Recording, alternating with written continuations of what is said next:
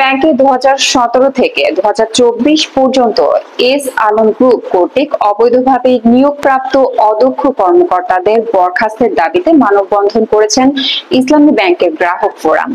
বৃহস্পতিবার সকাল 12টায় ঢাকা চট্টগ্রাম মহাসড়কের সিদ্ধিরগঞ্জের সিমরাইল মোড়ে এই মানববন্ধন কর্মসূচি অনুষ্ঠিত হয়। বিস্তারিত দেখুন সিদ্ধিরগঞ্জ থেকে সাদ্দাম হোসেন মুন্নার প্রতিবেদনে।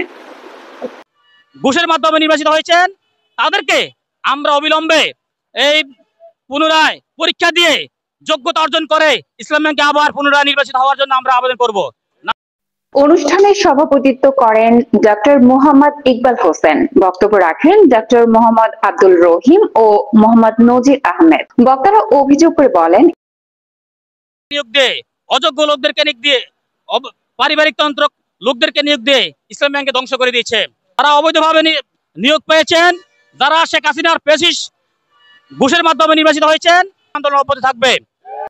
আমরা বিগত 15-16 বছর যাবৎ ইসলামী ব্যাংক থেকে যেভাবে সেবা পেয়ে আসছিলাম, বিগত 5-6 বছর 7 বছর এস আলম গ্রুপ এই ব্যাংক দখল করার পরে তারা তাদের পেটিয়া বাহিনী এবং তাদের একমাত্র একটা অঞ্চলের লোক দিয়ে এই ব্যাংক সেবাকে যেভাবে ব্যাহত করেছে, এতে করে আমরা আমাদের অ্যাকাউন্ট এখান থেকে অন্য জায়গায় সরিয়ে নেওয়ার জন্য সিদ্ধান্ত নিয়েছিলাম।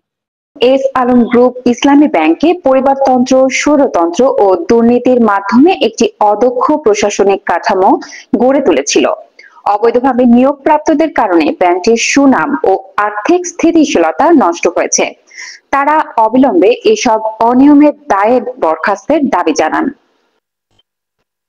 এ সময় উপস্থিত ছিলেন মোহাম্মদ কামাল হোসেন, জি এম হাবিবুল্লাহ, অধ্যাপক আবুল বাশার ও আব্দুল গাফফার সহ সিদ্ধিরগঞ্জ থানার বিভিন্ন এলাকার ইসলামী ব্যাংকের গ্রাহকরা।